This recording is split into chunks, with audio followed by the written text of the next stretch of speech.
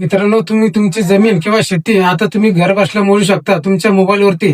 ते काही सांगतो, पण त्याआधी फॉलो करून द्या. सर्वपरी प्ले स्टोर ओपन करा. त्यानंतर तुम्हाला GPS एरिया कॅल्क्युलेटर हे ॲप्लिकेशन डाउनलोड करायचे. डाउनलोड झाल्यानंतर ओपन करा.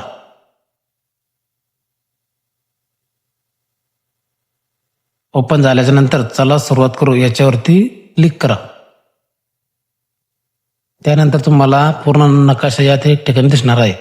तर तुम्हाला या गोल टिंबावरती क्लिक करायचं आहे. त्याच्यावरती क्षेत्र निवडायचं आहे. क्षेत्र निवडून झाल्यानंतर तुम्हाला मॅन्युअलवरती क्लिक करायचं आहे.